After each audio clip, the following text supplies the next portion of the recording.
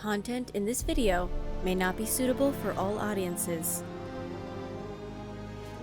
Material in this episode is intended for entertainment purposes only.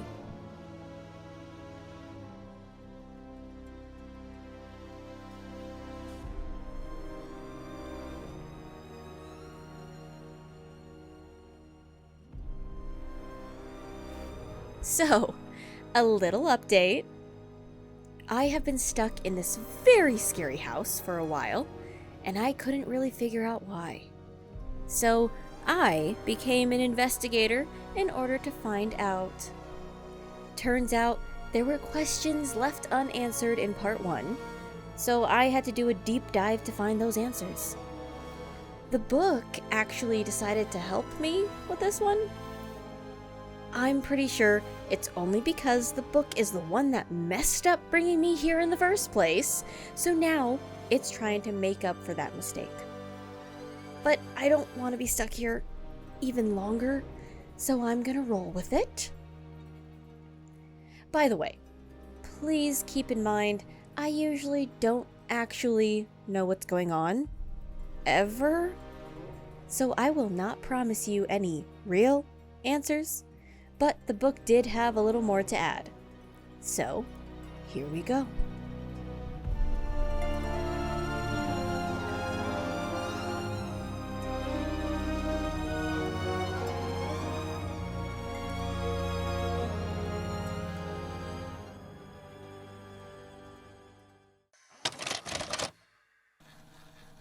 This is the debrief of the Enfield Poltergeist. After listening to the story of the Enfield Poltergeist, it may have been familiar to some. The story itself was actually the main inspiration behind the film The Conjuring 2.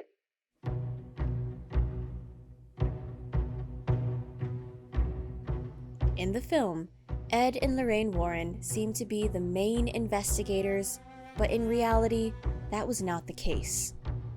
Maurice Grosse and Guy Leone Playfair had a significantly larger and more direct role in helping the Hodgson family during the Enfield Poltergeist case compared to the Warrens. Maurice Grosse and Guy Leone Playfair were the two primary investigators who were actively involved in researching and investigating the haunting at the Hodgson household. They were members of the Society for Psychical Research and responded to reports of strange happenings in the Enfield home. Grosse and Playfair spent a considerable amount of time with the family, conducting interviews, documenting occurrences, and trying to understand the nature of the paranormal events taking place. Throughout their investigation, Grosse and Playfair collected a substantial amount of evidence, including audio recordings, video footage, and witness testimonials, which they used to support the claim that something paranormal was occurring in the house. They also attempted to communicate with the entity responsible for the disturbances through various methods, including seances. While some claimed to receive responses, the validity of these communications remained highly controversial, leaving the true nature of the entity and its intentions shrouded in mystery.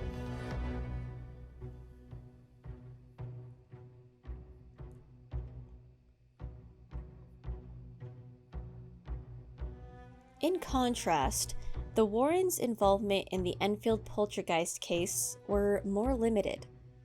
Ed and Lorraine Warren were American paranormal investigators who were renowned in the field of supernatural phenomena.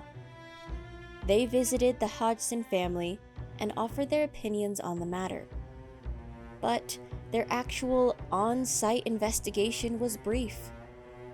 The Warrens were involved in various other high-profile paranormal cases and were known for their expertise, but in the Enfield case, their role was not as prominent as Grosse and Playfair's. It's important to note that there were different perspectives on the case. and some have criticized the Warrens' involvement as being sensationalized and opportunistic.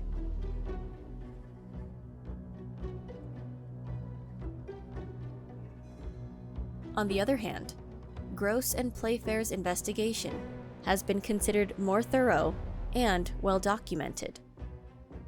Overall, Maurice Gross and Guy Leon Playfair had a more hands-on and significant role in assisting the Hodgson family and investigating the Enfield Poltergeist case than the Warrens did. As for the family, after enduring the harrowing experiences of the Enfield Poltergeist for about 3 years, the Hodgson family eventually managed to leave the haunted house behind. The exact circumstances of their departure varied based on different accounts and sources. But it is generally understood that they moved out of the house in late 1979 or early 1980.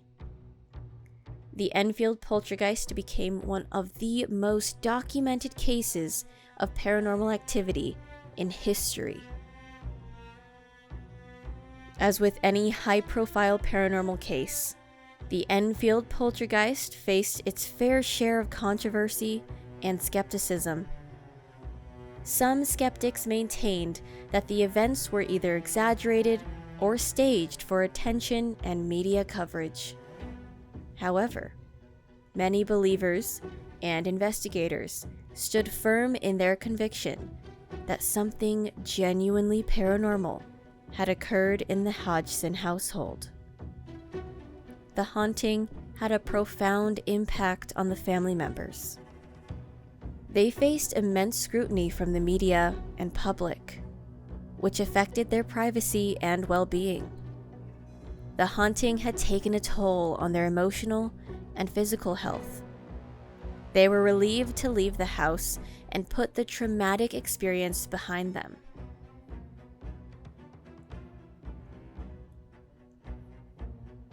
Even after leaving the haunted house, the Hodgson family remained haunted by the memories of the events they had endured. The haunting had left lasting emotional scars, and it took time for them to heal and adjust to their new life away from the haunting.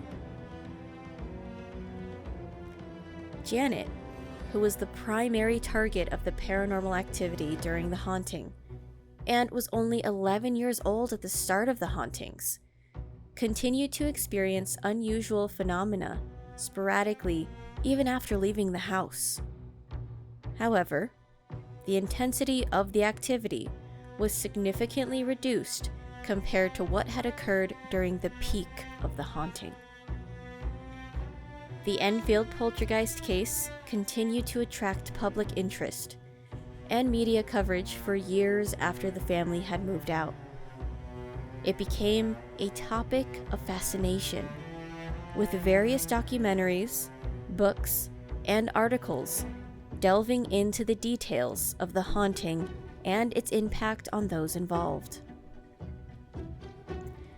The Enfield Poltergeist case left a lasting legacy in the field of paranormal research.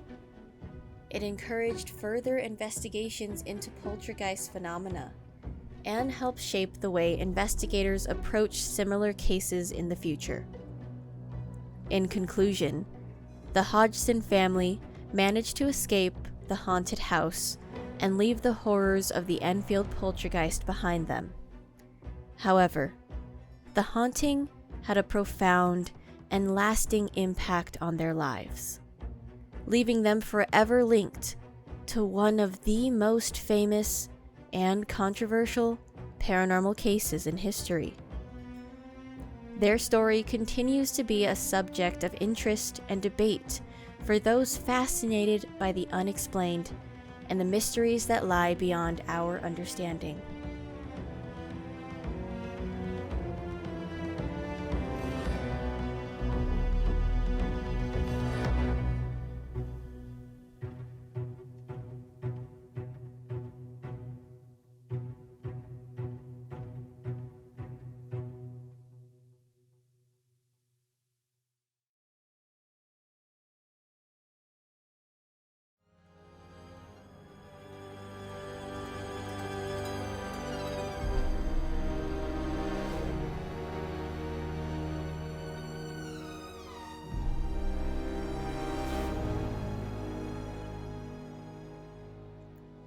thank you for tuning in to this episode.